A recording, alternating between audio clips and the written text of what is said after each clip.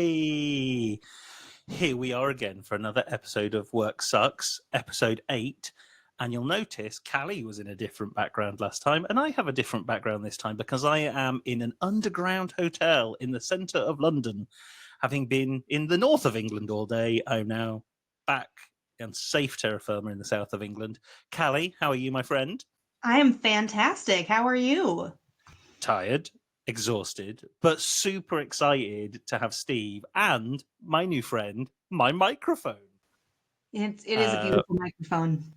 As Steve has already said it backstage, he thinks I look like a football commentator, or as you might call it, a soccer commentator. And I think it's kind of amazing that your hair basically covers up the fact that you're wearing headphones. The magic of my hair, it knows no bounds in its masterpiece and glory. So yeah, I have a different background, but hopefully, for those listening on the podcast, the sound is crisp, clear, and approved by DJI, the official sponsor of this week's episode. DJI microphones. If you're doing a podcast in an underground hotel, I wholeheartedly recommend them. So Callie, you're now back in Moorhead near Fargo. Having been in Phoenix last week, how do you miss Phoenix, or are you glad you're home?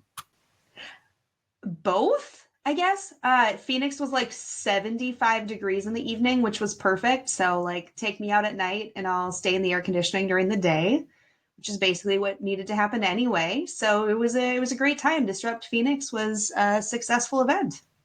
And I think if you follow Callie on on LinkedIn, you will see there is a video of Callie dressed for the warm weather with a Phoenix native who is dressed for the warm weather that isn't necessarily warm for someone who lives in Phoenix, because they're wearing a beanie and like a sweatshirt and a blanket and all the layers, which I can't even comprehend in that temperature, is the ideal outfit. But there we go. That is the difference between the north and the south of the United States of America.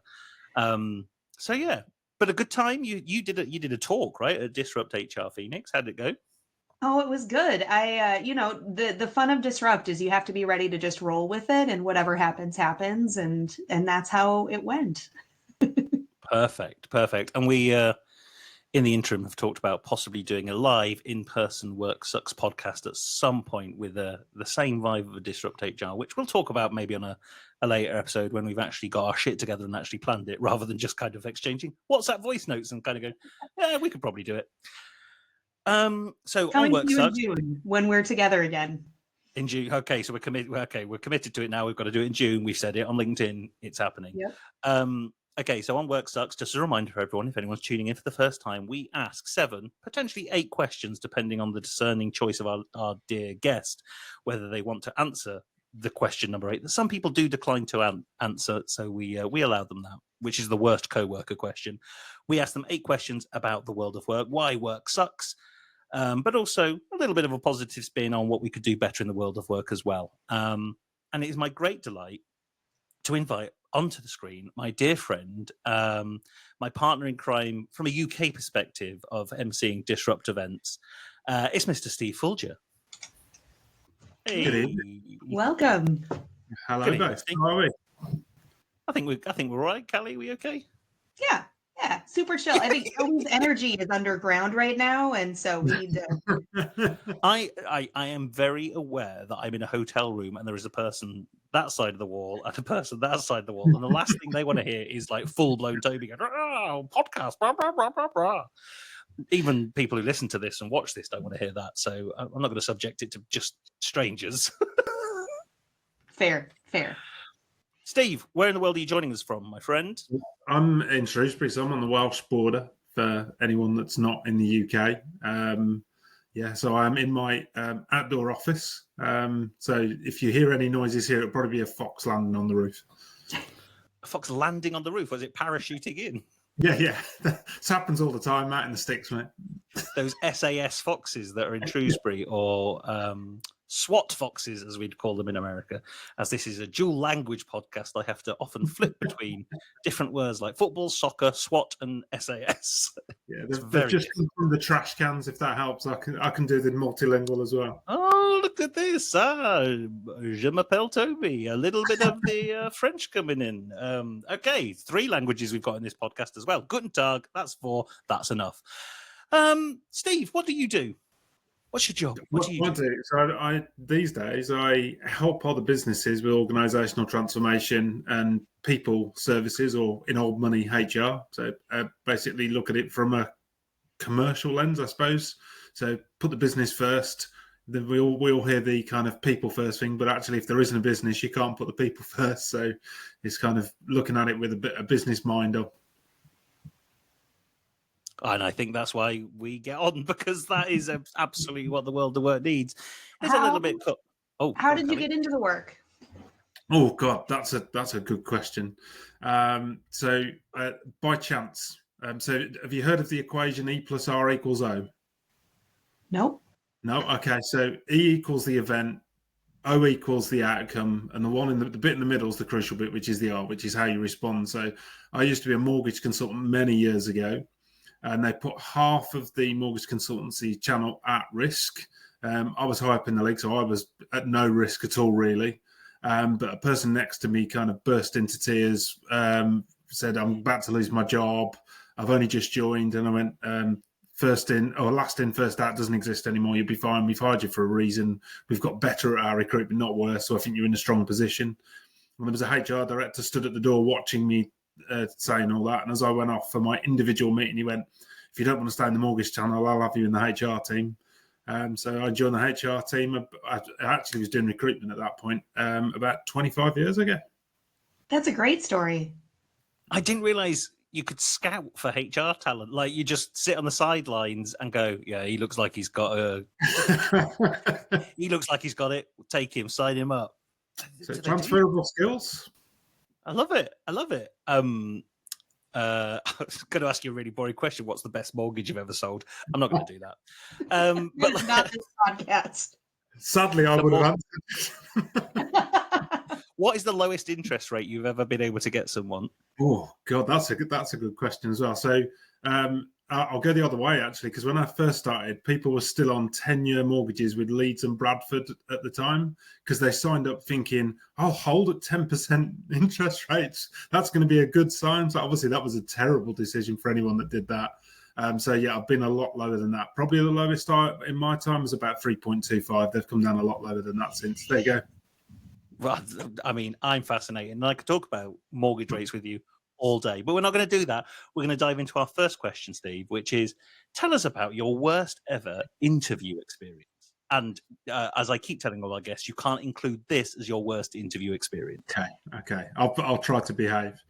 So as I said, when I kind of got into HR, I started in recruitment. I did an awful lot of interviews. So I worked out at one point, because this is the sad way my brain works, that I've done about 10,000 interviews at different points. So I have seen a lot of people being interviewed. I've seen poor technique. I've seen really good people who are amazing at kind of being at either side of the fence.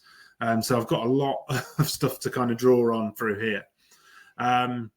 So I'll give you a couple of examples as I go through, but I think the main one I'm going to stick to is I went, when I was back, when I first started in HR, I kind of thought, I'm ready to be a business partner, probably before I was, and saw a job for a role in Birmingham. I wasn't in Birmingham at the time, I was working in Wolverhampton. So I went across to the interview there. The person who was meant to interview me didn't turn up. So someone else interviewed me who clearly didn't know anything about HR.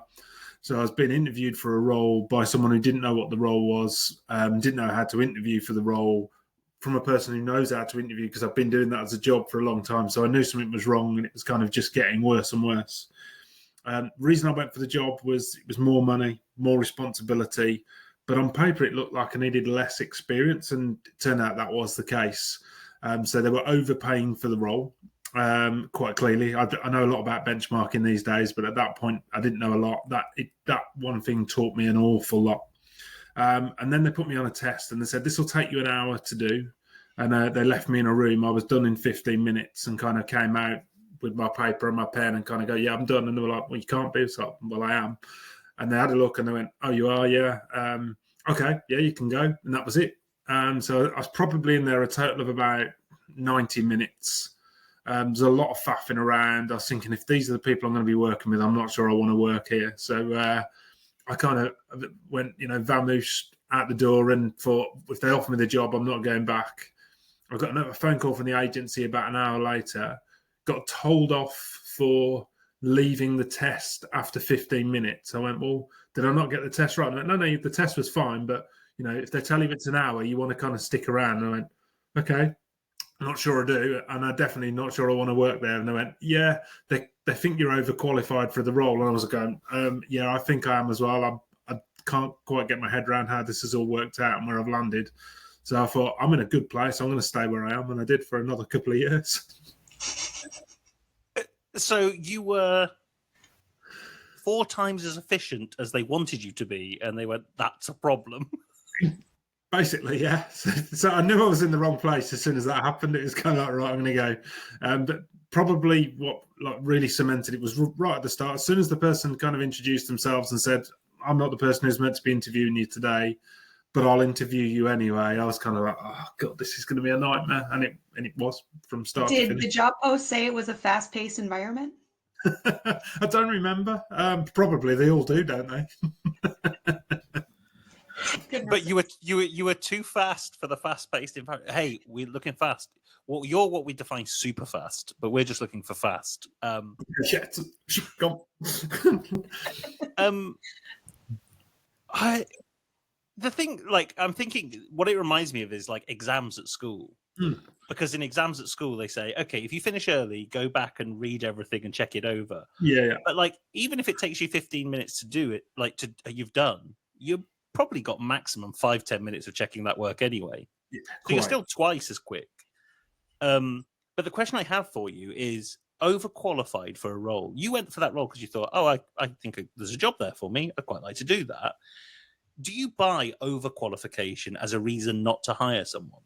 I think there are occasions when it's true and there's good reason for it, but I think you can explain it better than the term overqualified. I think someone will be able to work with you by talking through them and saying, this is what I see, this is what you bring. I can't see how those two match. I think you're going to kind of, I'm concerned about whether you're going to struggle in this role because you're going to get frustrated by how easy it is for you. And obviously there's people out there going, I want the easy life, I want the easy role. And you've then got to consider about, is that what you want as an organisation? And I think if you're happy for someone to come in and just do a great job and be happy doing that job and they're happy working at that level, I don't think you should rule someone out for that reason per se. But there are occasions where you can have a sensible conversation and someone goes, do you know what, this isn't the right role for me. I think it's just because the job market is pretty bad at the moment, and there's a number of people that I know are looking for work, and they're at the point, quite frankly, where they do anything. And the overqualified line gets peddled out a lot, and they're like, but at this moment in my life, I need the money. I need work. I need that purpose. And so I really love how you just reframed it. It's way better, but it's such a throwaway statement to say, oh, you're overqualified. That doesn't help anybody in that situation. Completely. And I think I'll give you a couple of other examples of stuff as well, because obviously having sat both sides so many times, I always think there's a massive responsibility on you as an interviewer. I'm always far more nervous doing the interviewing than I am being the interviewee, which I know is probably an unusual thing for some people to hear, but for others, it's kind of like, I get that. Because I feel a responsibility to that candidate and wanting to do the right thing. And some of the worst interviews I've seen are literally where people who I've been interviewing with have clearly bailed on asking questions about 10 minutes in. They've kind of gone, yeah, this isn't the right person. But they don't treat the candidate with respect. They don't think about the candidate journey. I can remember one gentleman coming across a 3-hour journey. I mean, he literally came by planes, trains and automobiles. And he was there because the commercial director of the organisation I was working with said, I want to give him a chance. I know he's not quite right on paper, but I want to give him a chance. And I really respected that. I thought, brilliant. I'd rather interview slightly too many people than slightly too few and miss out on a highly capable person. And 10 minutes in, as the commercial director just gave up, I'm thinking, it's you that's dragged him here. It's you that's got him on planes, trains and automobiles today. Don't give up on him. So I kind of worked really hard in that interview to kind of keep it on track and try and make sure that the candidate felt good. They weren't the right person for the role, and I didn't want to waste time for myself or my commercial director, but I also didn't want to waste time of the individual who'd made such an effort to come across. So I think it's about getting the balance right on some of these things and being open and honest. I also meant, though, by going a bit longer, I had more data to give them feedback. And, they deserve some feedback and they deserve some attention, so they got it. And I think that's the thing, right? The whole recruitment cycle at the moment is such a unbearable machine of data and analysis and artificial intelligence and ATSs and all this kind of stuff. It's a very, quite frankly, so when I worked with inside an organization a couple of years ago, the interview process required people to submit video or do video submissions. It's a video interview, right? The kind of thing. And one of the responses is they just look dead into the camera, and I cannot forget this person's face and how the emotion just drained out their face. It's like they said, "I don't really care what the question is. This is one of the most dehumanizing things I've ever had to do, and for that reason, I don't want to work with you." And I think, in both instances, what you've done is like the process has to be human, right? Because if you, I think we've talked about it before on other channels that, regardless if they end up working for you or not, they will talk about your company and that experience. So if you deliver a shitty experience, they're going to go and say that company does deliver a shitty experience and don't work with them, don't buy their stuff, all that kind of stuff. The opposite is also true, Toby. So my friend hates me telling this story. So I've known this one gentleman, I won't name him, he'll know it's him, since I was about 16. And he's quite a lazy individual when he was younger, in my opinion. He might not have the same opinion. He does, he knows. And he didn't want to go and get a job once he kind of left school. And there's a great story of his mom waking him up the one morning and kind of going, "You will get out of bed and you will go and find a job." And she got nowhere. So she went out, pulled the blankets back off him, threw a bucket of water over him. And his response to that was to just pull the blankets back over him. Like, he was like, "I don't care if I'm wet, I'm staying in bed." But no, he's a really good guy. He's a really nice guy. And a few years later, he'd done a few different jobs. He'd done really well at the jobs he'd done. And I got him a job interview at the place I was working at the time in the IT team. And he went in for the interview. And I got called in by the IT director and said, "Can you come and sit with us? We're really struggling to decide whether to hire him or not." And I kind of went, okay, thought this is a bit odd. And I basically went in. He'd got nervous in the interview because he does, because people aren't all built for interviews, right? And I had to finish his interview for him, answering the questions he was meant to be asking based on what I knew about him. Not only did he get the job, he's still there now. That's amazing. I would love to talk about that for a second, though. I mean, I don't think we've talked about it on here. The fact that it's such an important skill that you have so few opportunities to actually practice in a meaningful way. Like, it's criminal. Yeah, definitely. And there's a great example, right, of someone that's been with them, they've got to be 20 years now. And they'd have missed out on someone that had been over there for 20 years if they'd have just given up on the interview and gone, "We can't see it, we'll move on." It's a huge indicator of the failing of the education system, Wells, right? Your success is predicated on how you perform in an exam. Absolutely. So much so that the education system is then not about how good you are at doing something. It's about, okay, how do we help you for the whole year prepare for an exam by doing test exams? Absolutely. Yeah, I mean, I still have fun with him now about it because I know his wife as well, and we go out. We go away every May as friends, and I'll always kind of, if he says, "Oh, can I get some advice?" I'm like, "Oh, have I got to do another job interview for you? Have I?" And it's like you can't help but wind up on it. He takes it in the spirit it's intended. That's incredible. Do you think you'd get away with that now?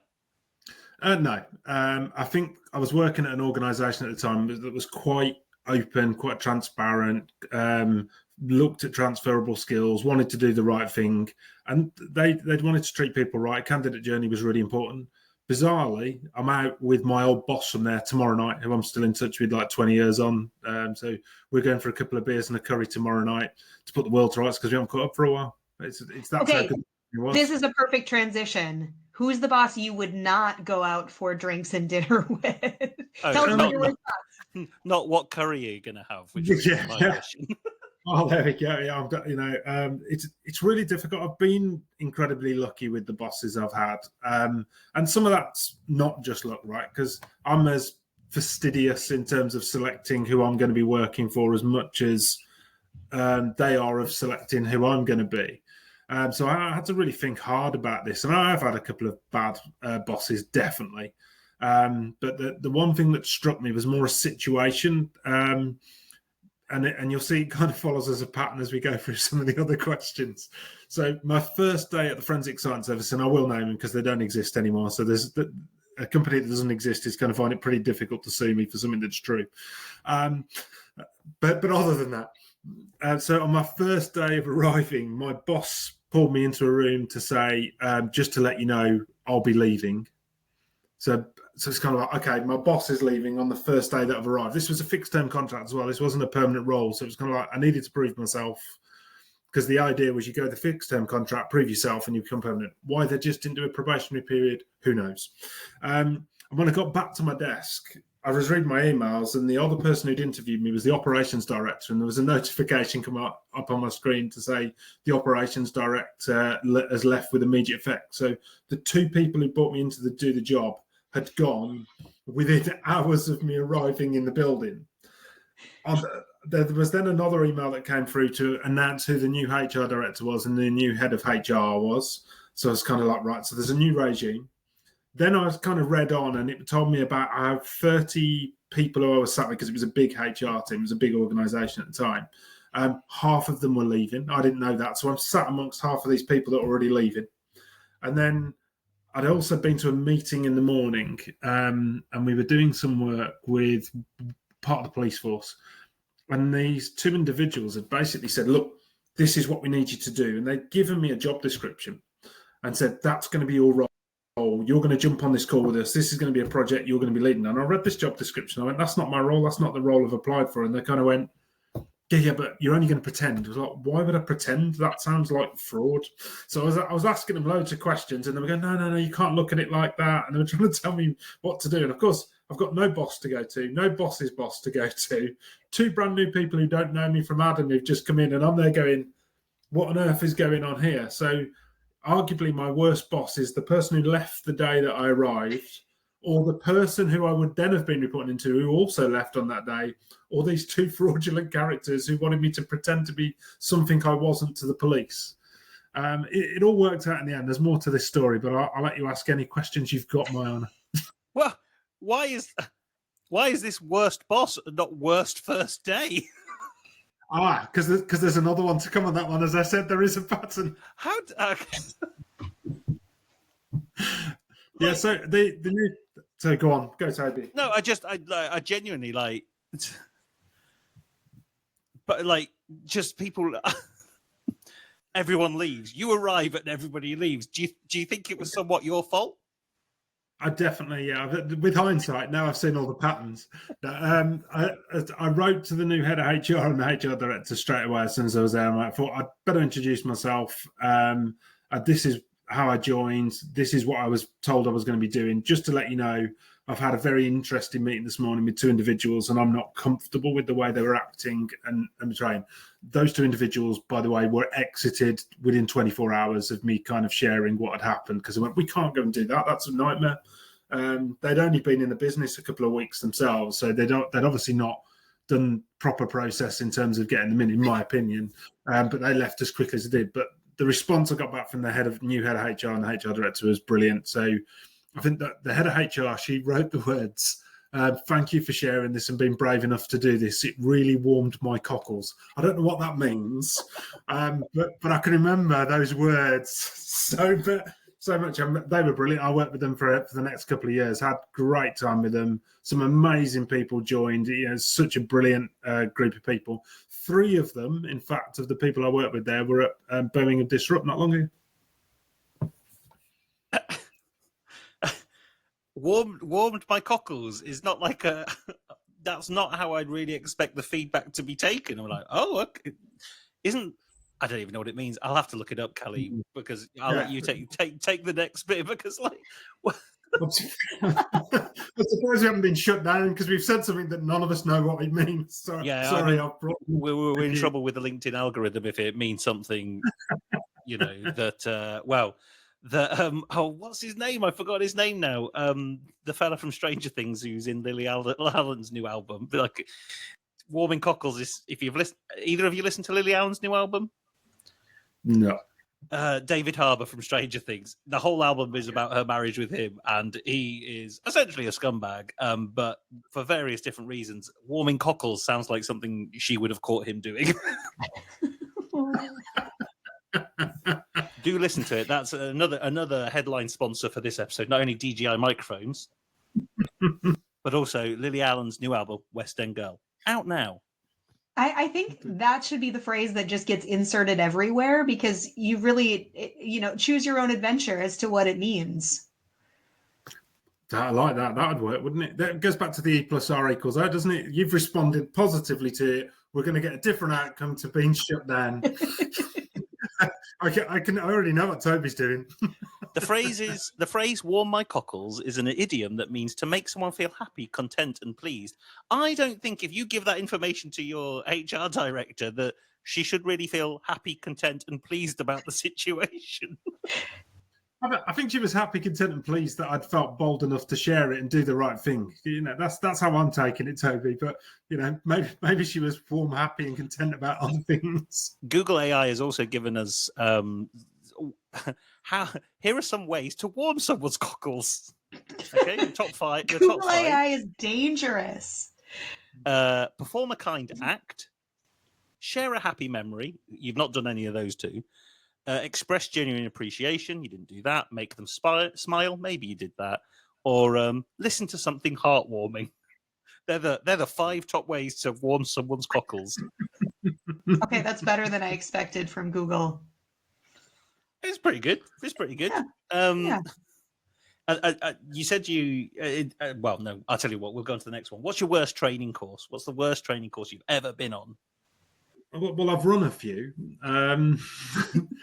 Training's not my bag. I have done it. I have run learning development teams. I can do it, but it doesn't float my boat.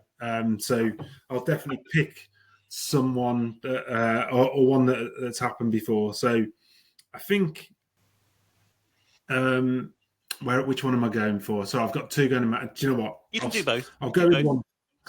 Okay, I'll start with one that links to an interview, because I was thinking about this for the interview. So when we had a learning and development team where I used to work, we brought a head of learning and development in effectively, and I said we're going to interview for this in a different way, because I'm concerned, having looked at some of the CVs that we got through, we're going to get the wrong candidate, because they were all quite generic as CVs.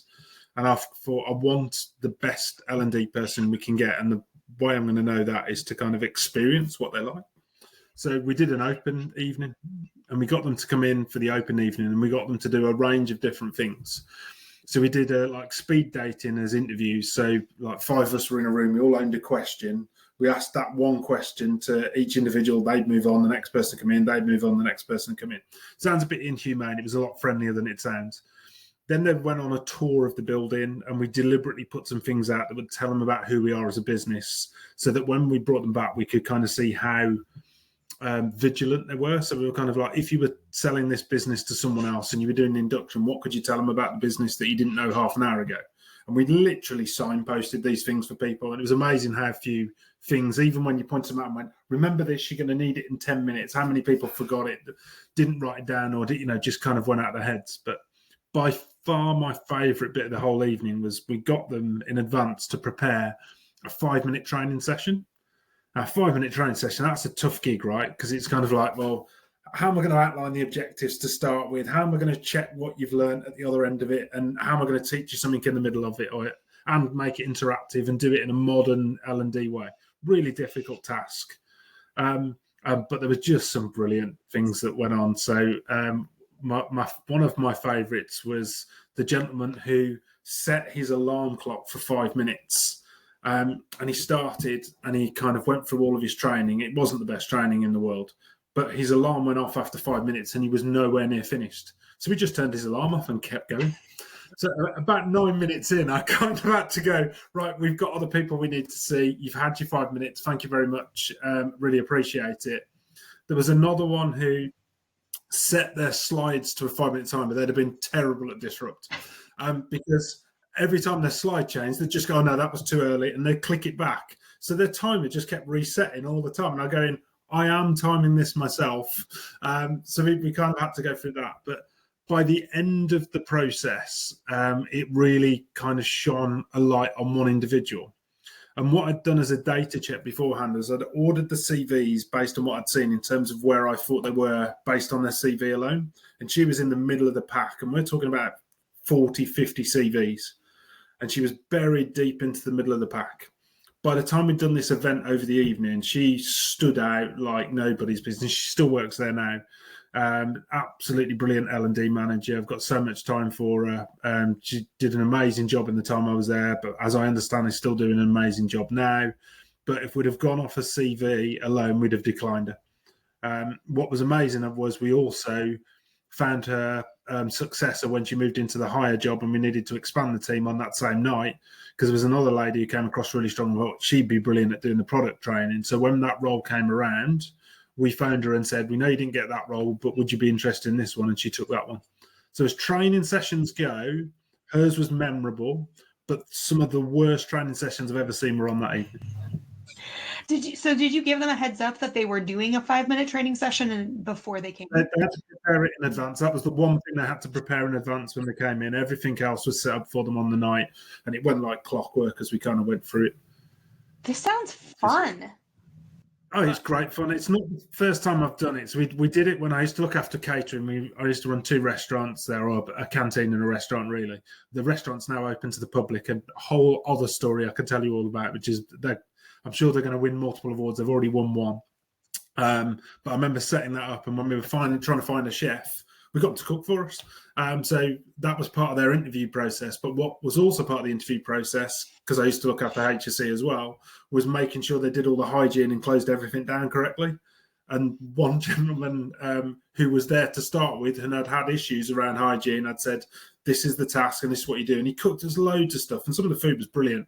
But then, he just left the washing up and the cleaning down and just went home, basically. And I just kind of you've missed half of the task that you were meant to do. I even said to him, are you sure you've completed your task? Do you want to read that again? He went, no, I'm done.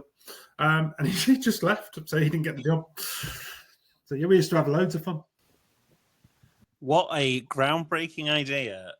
Test someone's ability to do the job by asking them to demonstrate that they can do the job rather than using AI or a CV as the CV, the most antiquated thing in the world of work. You can get really creative in this space, and we have in the past in terms of all sorts of ways we've got people to do it. One of my favourite ones for health and safety people was to give them a clipboard and a pen and go around the office, tell me what you see, go and talk to who you want. And the people that came back and they spoke to people and they got stuff, they knew exactly what their tasks were going to be on the day that they started the role because they'd done the job. Where the other people were kind of, I'm not doing free work for you. It was kind of this isn't about free work. This is about testing your capability. I don't care what you write in the document to some extent. It's got to make sense. I've got to be able to see that it works there. But I'm testing you in primary evidence, not secondary evidence. It's just so beautifully simple, but isn't that just the way it should be? Really, for me.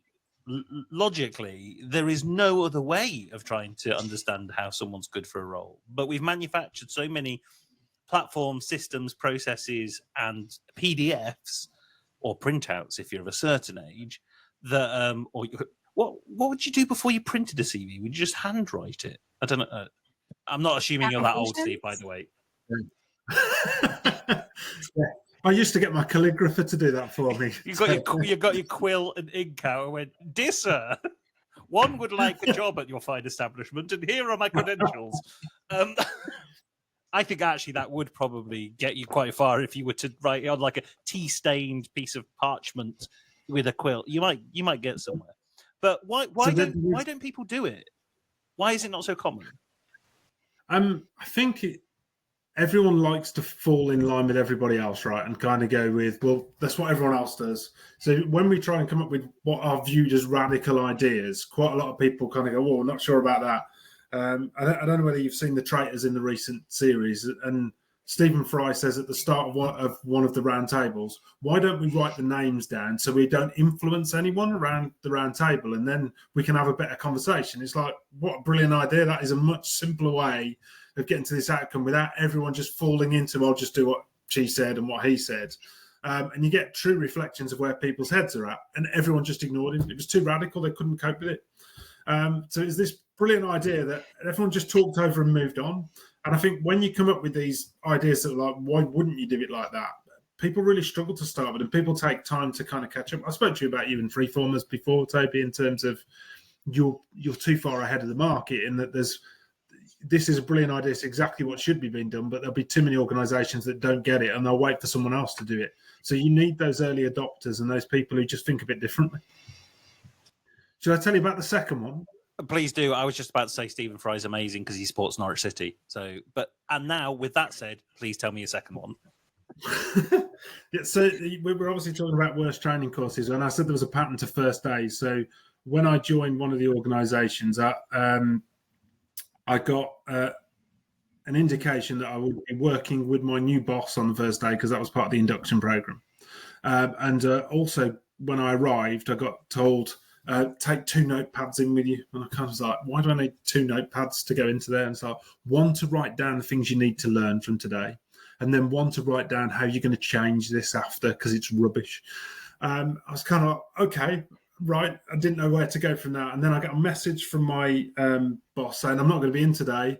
That should mess your startup for you. Laugh out loud. See you soon. That was his opening message to me on day one. And I'm then going into a training course for induction that I'm basically going to go, no, that was rubbish. That was terrible. Don't know why we're doing this. Oh, I meant to have learned something there. One second. So I'm writing on 2 different notepads right in front of the person who's training me. It was pretty bad in terms of the training I went through. But it was one of those things of like, I've got to be really careful here because I've basically been told this person's not very good at the job. No one's managed it. Day one, I'm being told to start manage it and start working out where we're at in terms of performance. So that was probably the worst training course I've actually been on. But that's not your worst first day. So we've had 2 pretty bad first days, and we still haven't answered the question. What was your worst first day? It's like we go through the top 3 worst first days you've had, and we're building up to the worst first day. I still genuinely think the worst one's still to come. But it's not linked. It's not linked in any way to those other 2. No, not at all. No. Blimey. Okay. Well, we need to get there quick. What's the next question, Callie? That's the next question. What was your worst first day? If you wanted any indication that I don't have the questions open on a second screen like I usually do at home, that is it.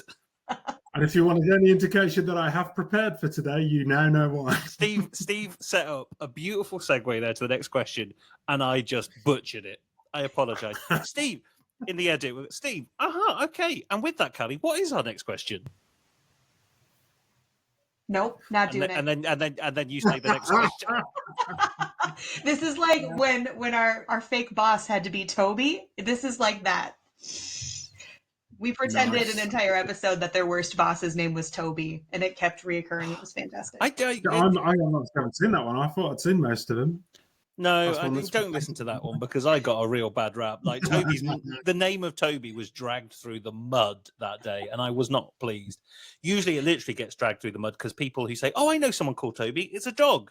So dogs generally go through mud, right? So, just leave Toby's alone. Anyway, what was your worst first day, Steve? So, a well-known legal firm, I won't name them, I did a 1-month fixed-term contract for them in between two pieces of work. So I'd always been told, don't just jump into the next job, pick the right job for you. So I kind of found a couple of jobs that weren't quite right, and then I've kind of went, that's the role that I want to go for. And they said, well, we don't need you for a month. So I phoned around the agencies, and they went, oh, we can get you some work for 1 month. So I was like, brilliant, in we go. So I arrived there and they stuck me on induction, and induction was all about tech. It was nothing about the organisation. It was like, you're going to need to use this system. It was a horribly complicated system, completely unnecessary. None of it was going in because I had no context of what I was going to be using it for, when I was going to be working on it. I didn't even know whether it was relevant. So I was just sat there kind of stressed and quite nervous. And then I went upstairs to meet my new boss, and she said, oh, in a minute, can you go and introduce yourself to the team? So she was quite dismissive to start with. I went and introduced myself to the team. Every single person I spoke to told me that they were preparing to leave because they hated it there. Every single person. And it was like, oh my God, what have I joined? And she's basically pointed me towards them. And I was kind of digging. People was that? I reckon there was about 10 people I spoke to at that point. So it's quite a big team of the people that were there. And I was thinking, this is a nightmare. So I was asking them, why do you feel like that? What's kind of going on? And they just said, because she's a bully. And they described the manager as a bully. And I kind of was there thinking, okay, fine. We'll kind of see what goes on. I won't judge it on this. I'm a professional. But this is a HR team, and they're talking about bullying, and they're all still here, but they're all kind of looking to go. And it's also a legal firm, and no one's reported it or done anything about it. So I continued working. I got given some tasks in the afternoon. By the way, I didn't have to use the system in the entire time I was there. So I was inducted on something I never had to use, which still boggles my mind to this day. But as I'm going through like all this work that I've got to do and planning for what was effectively going to be a restructure across 3 locations, and trying to work out who I'd need to work to, I kind of got through all my planning for the first day, shared it with the team leader as was the case then. And then got to about 6 o'clock, and like all the rest of the team had gone. There was just me and the line manager there, and I packed my stuff up. My contract said it was 9 to 5:30, so I kind of was like, I'm here till 6, that's fine. It's first day, I've done my work. So kind of got up, packed my stuff, and she went, where are you going? And I went, home? And she kind of went, no, you're not. You don't go home until I tell you to go home. And then she basically went into this process of trying to bully me, and that did not land well. I'm not a person to be bullied. I'll be quite brutal about it. So I kind of stood my ground and said, well, what do you need me to do? She said, I'll decide what I need to do. I said, well, can you hurry up and let me know what you need me to do? Because if you're keeping me here just to make a point, that's not going to go down well. I could also do with giving you some feedback that I've picked up from the team today. So I'm going to tackle this day one. I'd rather go first day in a blaze of glory, scorched earth with someone like that than I would kind of press on and fight on. And she didn't want to hear the feedback. And she went, if you want to go, just go. And I went, do you want me back tomorrow? She said, yeah, you're doing a great job. I'd love you to be back tomorrow. So I was like, okay. So I came back the next day. I did my job there for the whole month. But when I left, I complained. So I thought, I'm not going to put all the rest of the team through this. I'm only going to be here for a month. I'm going to do the right thing here. And I got a phone call from a partner, and the partner said, yeah, we thought this might be going on. Are you prepared to be a witness and all this? And I went, absolutely. And I said, we've been petrified about dealing with this because she's got multiple protected characteristics. And I went, that's not a reason to allow someone to continue bullying an entire team that's going to leave your organisation. So, yeah, we did the complaint. You'd think that's where it ended. But about 2 weeks later, I got in the post a card from her saying thank you and telling me what a wonderful job I'd done while I'd been there and how much value I'd added. And I'm there thinking, they haven't taken it to the grievance. They haven't done anything or done anything with it whatsoever. A couple of years later, I left another organisation, ended up doing another project piece of work, and they were doing a restructure. And the team they were restructuring, she was leading, and she was up for potential redundancy. So I had to declare that I had it was a conflict of interest for me to do the interviews that she was going through. So I had to step away for the interview for there. So one thing I will be grateful for her is that I got paid to sit drinking coffee and watching telly for 2 hours while someone else did the interview I was meant to be doing. She left there as well. Okay, we built up to that, and suitably so. I honestly, I do not know where to start with even interrogating that. But whilst you were there for that month, did those 10 people that you walked around and introduced yourself to, did they all leave, or were they still there at the end of that month? 3 or 4 left in that period of time. A couple more resigned during that period of time, and a couple more kind of didn't know where they wanted to go, what they wanted to do next, and just kind of suffered, and but not in silence. That is wild. There are no words. There are no words for that one. Yeah, I've worked with some amazing people that have worked for that organisation during the time since, and I have to say, as an organisation, generally they are outstanding. But it was just that team at that particular period of time. It was down to one rotten apple just causing so many problems. They must have done the right thing at some point, or she left on her own accord, because she wouldn't have ended up at this other company where I had to kind of go, I can't be involved in getting rid of her. Again. Yeah. Well, I think the thing that went through my mind, there's a little bit of... So last week's guest was Kirsty Baggs-Morgan, who did some absolute baller moves in the world of work. And I think Steve Foulger pulled his very own KBM, as I'm going to call it. You pulled a KBM, right? That you just went, no, I'm leaving, mate. I don't care what you say. This is the end of the day. I'm leaving. And it's not always the case, right?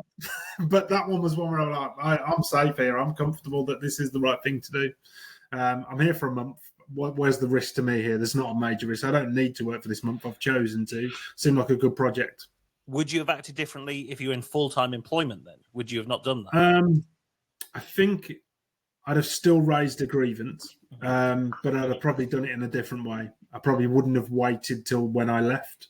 When I left, I knew I was safe and I could also look after the rest of the team, where if I'd have been there permanently, I'd have raised the grievance, but I'd have probably tested it and checked it and made sure it wasn't going to come back and burn me or anyone else.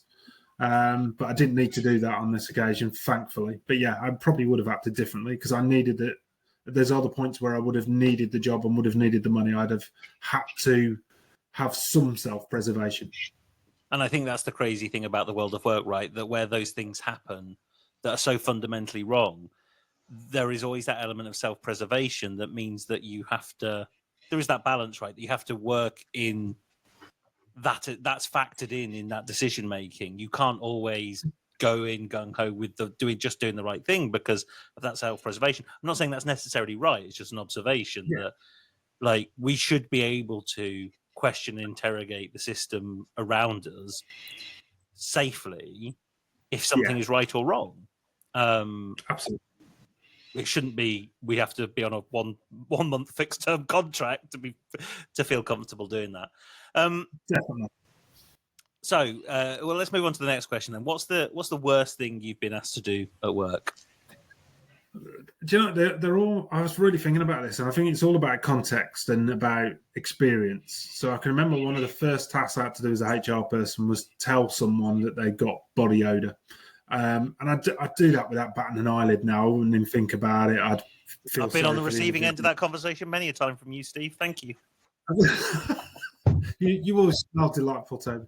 But we're in this situation when the manager wasn't prepared to do it. I was new into HR, felt like I needed to prove myself. I made it into such a big thing in my head because I just didn't have that toolkit available to me at the time, or to know to just be human, just do the right thing. So doing something like that now wouldn't bat an eyelid, but at the time it felt like the most stressful thing in the world. But then there's other points where I've really surprised myself in terms of the situations I've found myself in that should be a lot more problematic and haven't been. So I'm thinking about like when I've had to deal with addicts, whether that be alcohol or whether it be drugs. I can remember one guy I was pretty certain had turned up to work and he was already drunk, and I managed to, in a very appropriate and helpful way, get close enough to him to be able to smell his breath without it being a whole different problem to have to deal with. So when I asked him whether he'd been drinking, he said no, and I said, I can smell it on your breath. He kind of then went, okay, I have. And then we could have a sensible conversation about it, and I could help him get help and kind of move forward. And it was about all those things I'd learned over a period of time to be able to go, right, I know how to... I've got in my head, I know how this conversation's probably going to go. I know how it'll go if it goes wrong. I know how it'll go if it goes right. And then just kind of working through that stuff. But I think that the one that still tickles me to this day, because it was a gentleman who had anger management problems. So I was a non-executive for one of the other businesses that this company owned. And this gentleman who had an anger management problem, he used to work out in the warehouse, and he came into where the sales team were, and he smashed the door off its hinges, and we had a customer in there. Not many customers used to come in because a lot of it was done by telephone. And he frightened the life out of her and half the staff that were in there, but he was really angry about something. I wasn't there that day because I was doing my main job somewhere else, but kind of got pulled in to kind of deal with it. So we put him through some anger management support and kind of helped him get back on track. And then like another incident happened and I had to go down and to deal with it. And this time, like, everyone was scared of him. They were all kind of petrified of what was going on. It was kind of, oh God, this is a nightmare. What are we going to need to do here? And the two colleagues were both scared of him himself in terms of who was going to be dealing with it. So it was kind of on me to kind of create a safe environment. So when we had the meeting with him, we sat in a room with two doors. So there was an exit one way and there was an exit and at the other way. And I put them by the one exit and I sat by the other exit with him there. So if it all kicked off, they would go out that door, go and get help, and I would make sure that they stayed safe. I put myself at risk, but I'd make sure that they'd stay safe. I was confident in my abilities. I could talk to him in a sensible, rational way and could kind of deal with the situation. And as the meeting went on, the high likelihood was that we were going to have to dismiss him. But when you go through disciplinaries, as this was, I was in a situation where I thought, we don't have to make the decision today. And actually, if he's heard everything that's go and I let him go, he might be able to go and deal with this in his own head and work it out for himself. But then he got really tense and uptight and his whole demeanour changed, his body language changed. And I could see it was about to kick off. And there wasn't really anything we'd done to kind of create that. He'd gone from 0 to 100 over nothing. And all I think it was just the realisation of, I'm going to lose my job. And he couldn't afford to lose his job. So he reacted really, really badly. And it was kind of like, right, what are we going to do here? And I was getting ready to protect the two ladies that were in the room and try and find a way to kind of secure the building and do all of the right things. And then one of the ladies just got up out of a chair and she walked across the room and she knelt down in front of him. And she grabbed the top of his hands and said his name really gently. And she just went, I know this feels really bad right now. I know you feel like there's no way out from this. I know that, and she just kind of went through this speech with him, and he came down from 100 to 80 to 60 to 40 to 20 to 0. And I was kind of like, these are all the things I would be told not to do. Don't touch him, don't get near him, all this kind of stuff. But she found a way through and kind of brokered the situation. So I think that was pretty bad. And then a week later, we invited him back in and we were going to make the decision. And I decided to do it at the other site where we'd got multiple security guards. So I spoke to my head of facilities and said, which one of the security guards should we kind of put on this to kind of give protection? He went, yeah, don't bother. They're all over 60. So it's great for a set of security guards, right? I don't want to be ageist, but physically they weren't in the shape for what you would expect of security guards. You wouldn't put them as bouncers on a door at a nightclub, let's put it that way. Lovely guys. They did all the rest of the job they could do, but that physical side, if it kicked off, it's like, these are not the right people. So my head of facilities came and did it for me. Got to 3 o'clock, he didn't turn up. So we thought that was it. We got to about 20 past 3. We're kind of, okay, we'll write it off. We'll write to him and kind of let him know what's going on, or we'll phone him and talk through what's going on. Suddenly, the head of facilities is gone and he arrives. So he comes down to the office and I'm thinking, oh, God, we've got no security on. And I've got to tell him the actual decision today. So we told him the decision, or was about to. And then he went, can I just speak before? And I went, yeah, go for it. And he just said, I know I've lost my job. I've had time to think about it. I was in the wrong. I'd like to offer my resignation. That was it. It was all calm and done. But yeah, that whole stress of how do we make sure people are safe? How do we get people to the right thing? Having to break it down over a couple of weeks. It was quite stressful. That was the worst thing I think I've had to do.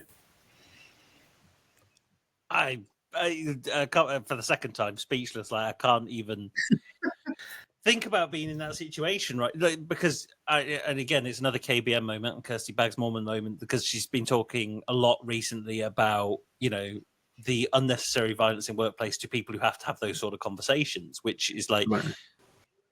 To quote Michael Scott from the American version of The Office, is like, no one should have to go to work and think that they're going to die today.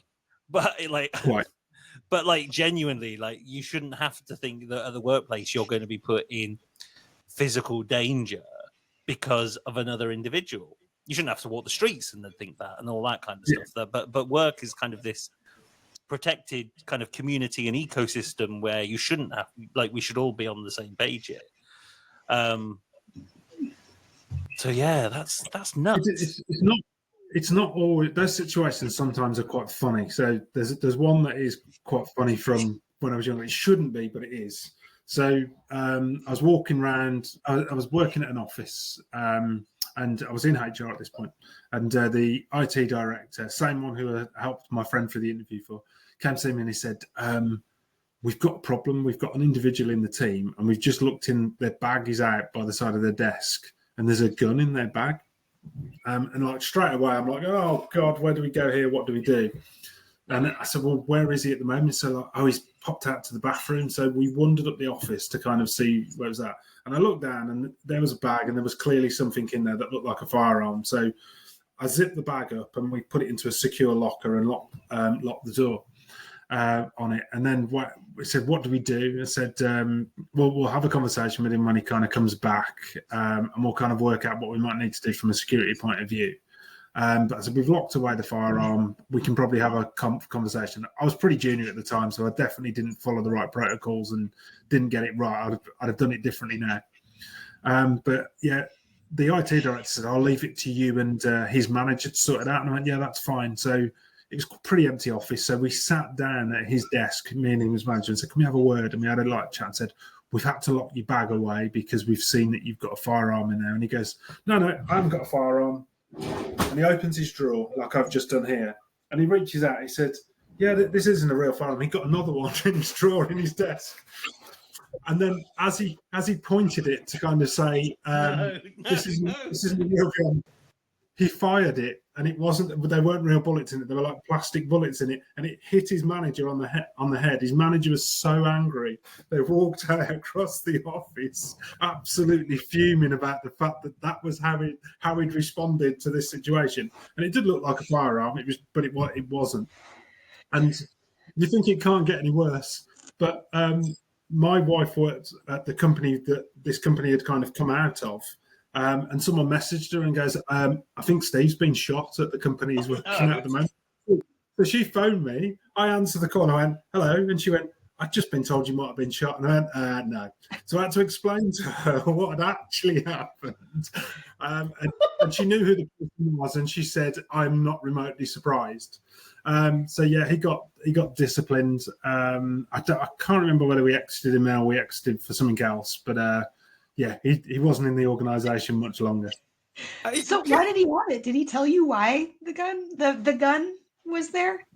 There was stuff that came out at the time. It was something to do with the club he was in. It was something to do with social life. I can't really remember it. I mean, we're talking nearly 20 years ago, but yeah, it all. Now I can laugh about it because it was like the fact that he shot his boss with like a plastic pellet, trying to prove that it wasn't a problem, and then the fact that my wife had to phone me to check I hadn't been shot was all quite bizarre. And sadly, it's not the only time I've had to deal with firearms. But there's also a funny thing about an office I used to work at. Again, this is the Forensic Science Service. So in Birmingham, there were different floors. It doesn't exist anymore, and all the different floors would differ for different offences. So if you went to I'll try and get this in the right order. If you went to the 4th floor, you could get firearms. If you went to the 5th floor, you could get drugs. If you went to the 6th floor, you could get ballistics. And on the 7th floor was where the HR director's office was, so where my office was. So I said, if someone goes up through those floors and collects all that stuff before they come to my office, I'm in a lot of trouble. But yeah, it never happened. It was very secure there. Okay. So potentially been shot at work. Great. Threatened with violence. What is it? Am I doing the next question, Calorie? You did the next question. It's you, isn't it? The next question. I was going to steal your thunder. Yeah, no. What is an easy change that would have made a huge difference? Well, can I answer on Steve's behalf? No fake firearms in the workplace, or real firearms, just any, real or fake. You're not even in the US. That's the question in my brain. Like, how are you having to deal with firearms so many times when you're in a place that knows how to deal with them? Well, obviously, Forensic Science Service is all about the criminal justice system. So that one was just being more playful with in terms of how the operations worked. But yeah, it was a bit of a surprise to kind of see that in the office. But I mean, if I'm thinking about things I'd change, I think one of the things, there's a lot of stuff in the press at the moment in the UK. I don't know whether you've seen it or not, Callie, around the employment law bill and the fact that people are going to be able to potentially have trade unions come into the office and you'll get fined if you don't allow them in, and people are going to have day one rights. And I want every person to have rights at work. I mean, we've talked about what it's like if you don't, and the fact that someone would feel differently about a 1 month contract versus a permanent contract in terms of the way they act, including as a HR professional, right, which is quite concerning and damaging to society. So I do think we do need some changes that make life better for all. But I also think we've got to be careful we don't kill business on the way of doing it. So I do think there's a better way of us getting there. So I think if there was one thing I'd change, I'd almost have it as an insurance and put aside a compensation package from the day people arrive. So when they exit, it's kind of like, do you know what? It's already dealt with. We don't have to go through this debacle at the end of someone's employment. It's kind of like, as long as I'm compensated for leaving, I'm fine. We won't argue this any further, because that's what people want at the end. They don't want to work in the business that doesn't want them. So it's about, can we invest as much money in someone's exit as we do in their entry into a business? That's the thing I'd change. I love that. That's fascinating. It's a really, and this is why myself and my business partner Emily were talking. We saw someone post on LinkedIn the other day that as a HRD, I will live and die on the hill that is a people first organization, and like that's fair enough, but there has to be that balance, right, and that pragmatism, which you've just articulated so clearly. Like you're like, okay, this is a well thought out option. I'm not saying business is going to do it. I'm not saying everyone's going to pick it up, but it's a well thought through solution that balances the commerciality and the humanity of the organization, right? Which very few HR people do, because they focus to their detriment too much on the people without understanding the lever on the other side, which is how the business operates. Absolutely. Yeah. So when are you drafting this bill? So I've talked about it openly a number of times in kind of the right environments with the right people, but I think it's one of those, you know, and I've spoken to people, members of parliament about this, but it depends who's in power at the time, because it switches all of the time, right? So the members of parliament I'm talking to at one point, they've only got a short lifespan before they're no longer the members of parliament. Either they've left their own party for the wrong reasons, or they've left somewhere else. But we see it all the times in sport, right? That managers get paid off, players get paid off to leave, contracts are paid up. There's still disputes, of course there are, because there's going to be a point of what do we do about it. But I think the percentage of your workforce that leave by that nature should be so small that you can insure against it, because you spread that risk over all of your employees. So, you know, I work for an insurance company, right? Perhaps it's my own company I should be talking to and going, get this out as a product. Well, look for Steve's insurance company on Compare the Meerkat, which I sounds like a very weird concept to an American, because I will never talk to Callie about Compare the Meerkat. But Compare the Meerkat is an insurance comparison website. It's called Compare the Market, but the phrase is Compare the Meerkat. Their mascot's a meerkat. You've got Geico. It's like the same thing. We've just gone with a meerkat. Fair enough. Yeah, we're not going to explore that on this podcast about why on earth there's a meerkat selling insurance in the UK. But Steve is the living embodiment of the insurance meerkat for the employment world. Steve, it feels like after all of these questions, you should have multiple recurring nightmares about work. Which one are you going to go with? Or are you now going to just pull out another recurring nightmare that the work has given you? I'm going to go with another one. And so as a HR professional, I think Christmas is our recurring nightmare. So for years, kind of going to Christmas parties became tedious, problematic, and multiple times I've had to deal with incidents on the night. And you're kind of like, do you know what? I'm here to have fun as well and kind of let my hair down. I'm a human being as well. It's one of the things I hate most of all about being in HR. We're kind of sometimes put on a pedestal that makes no sense. You're kind of like, oh, you should know better. You work in HR. It's kind of like, I'm a human being. I make mistakes as well. I do things I get things wrong. So like, let's not talk about that. Yes, I've had too much to drink tonight, or yes, I should have got a taxi earlier. I should have gone home earlier, or whatever it might be. You know, within reason, we've all got to, as humans, still act appropriately. But to be kind of judged by a different bar, I find very difficult. And to have to deal with incidents while you're trying to go out and have a good evening, and people judging you in a different way has always felt kind of problematic. I'm over it now a bit because I'm not directly looking after HR for the organisation I'm in. I'm looking after HR for other organisations, so I still have to be mindful of my reputation. But to feel I can go to the Christmas party and it's not my responsibility to deal with whatever happens that night, it is a freeing feeling. Fair enough. There are so many Christmas party stories. Like, I want to tell you Christmas party stories about places I've worked and say, Steve, how would you deal with this? I walked into, I'm going to be very careful here. I walked into the bathroom of a Christmas party, and let's just say there was a lot of snow around. A lot of people I didn't know enjoyed playing in the snow. Yeah. This is good. I like this stuff. We're playing in the snow. I don't play in the snow. They offered me to play in the snow. I went, all right, I'm all right, thanks. I haven't brought my skis. If you were a HRD in that company and you see 6 to 10 people really enjoying snow and offering you some snow to play in, what would you do? I probably wouldn't deal with it at the time. I'd probably think about what I'd do the day after, because dealing with it at the time is just going to be carnage and car crash.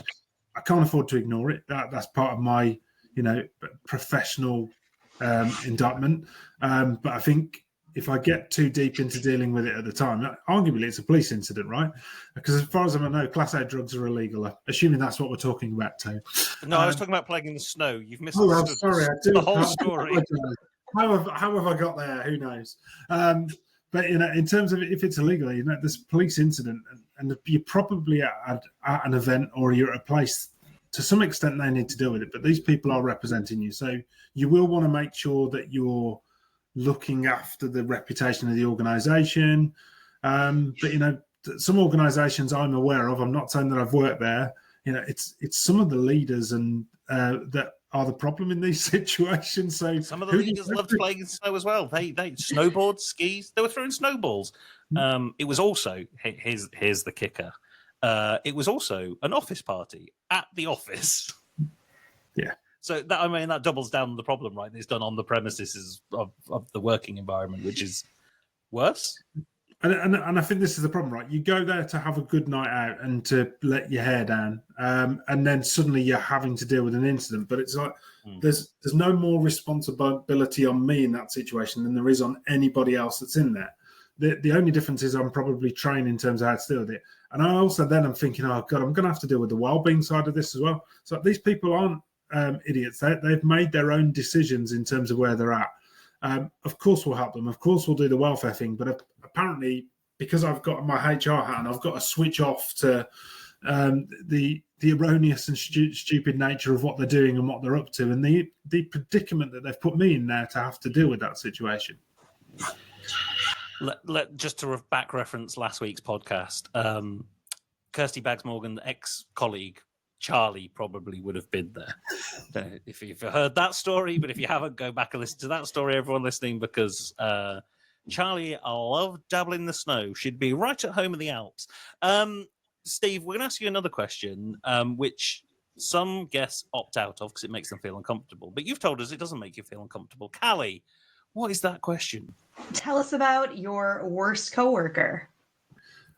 So I think I'd have to look at this at a senior level. Some of the people I've worked with at exec level, I'd question how on earth they've got to the role that they've got to. And far too often we promote people because they've got a particular skill and they're really good at something. And then suddenly we ask them to be a leader, or we ask them to take on the responsibilities that come along with being a director. So, playing in the snow is one example, but there's plenty of things I see directors do that you kind of go, you can't do that. You've signed up to something as a director that means you can't do that. And I end up in my role in HR having to unpick that and kind of find those things. Sadly, we have to help organisations in that situation. Some pretty extreme, some of them I can't talk about because they are very high profile. And cases are still going on there. in terms of where they're at. But if I go back to like colleagues I've worked with, there's some of the colleagues that have got there, they've got there for the wrong reasons. They've trodden on everyone on the way up. They happen to have got the right sponsor at the right time who wanted to back them. So I just think about some of my exec colleagues who've let down other people in the business with the way they act, the decisions they make, the stories they make up. It's extraordinary. We talked about kind of HR not being in a protective bubble before because you're as much at risk as everyone else in terms of losing your job. I can think of some of the exec directors I've worked with who have literally lied off their faces to kind of get you into trouble because they know that HR is the stick that's going to beat them. So it's kind of like, if I can discredit you, if I can tell everyone in my team that you're a horrible person that does this, that, and the other. And there are people that will believe this stuff. I've had people kind of go, take me off LinkedIn. I've had people not talk to me when I'm around the office. And when you dig down and you find out what it is, you kind of go, well, none of that's true. But we have to kind of go through that problematic situation from doing the right thing and trying to be professional. And because people have put you on a pedestal and they kind of go, right, my only way of doing it is to discredit you and not take accountability for my own actions and the things I do. So I think there's been a few legal directors I'd kind of put in that bracket, a few IT directors I'd put in that bracket. I've had some amazing colleagues at that level who've done everything they can to help me, help my team, help others, do the right thing for the business. But there's always one or two that get through at organisations. And I'd definitely say the worst colleagues you can have are the ones that have got some form of power in a hierarchical organisation that cause problems for everyone else. That's not what you want. I think the sad thing is myself and Callie included, but every single person watching and listening will be able to go, yeah, I know someone like that. Like, I without a doubt, everyone will be able to go, I know someone like that. For a fact, I know Callie definitely has. Because we've talked about an individual for a number of times. Sorry, not in a long time though. Not long. We look, the commitment on this podcast is we don't give names, places, or time scales. So I'm trying to avoid the time scales. Fuck the time scales.